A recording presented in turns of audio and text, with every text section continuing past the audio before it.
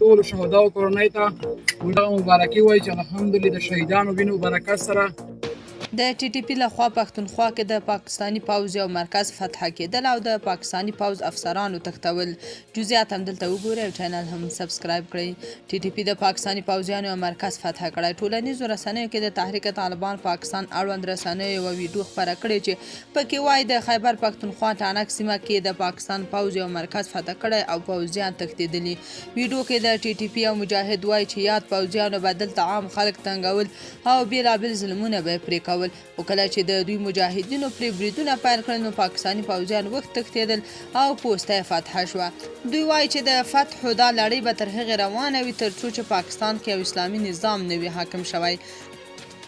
بلخوا په خیبر پښتونخوا کې وسلوالو د پوځ 3 افسران تښتولي.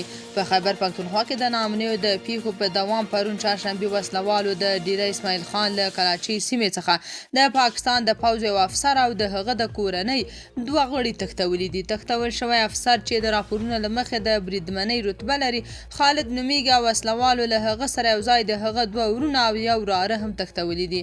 مشال راډیو په سیمه کې د استخباراتي چارواکو په حواله ویلي چې دغه افسر د خپل پلار د جنازې مراسمو ته تللی و چې د وسلوالو منګولو ته ورغی.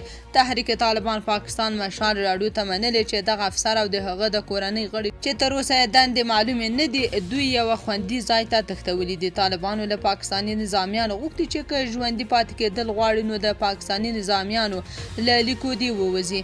پاکستان په وار وار تور پورې کوي چې تحریک طالبان په افغانستان کې پټن ځایونه لري خو د طالبانو لوی رسید پرون چهارشنبې په یوه غونډه کې یو ځل بیا دا تورونه رد کړل او وی ویل پاکستان د خپل ادعا لپاره هیڅ ثبوت نه لري. تاسو په دې اړه څه نظر لرئ؟ کومنټ کې شریک او چینل هم سبسکرایب کړئ.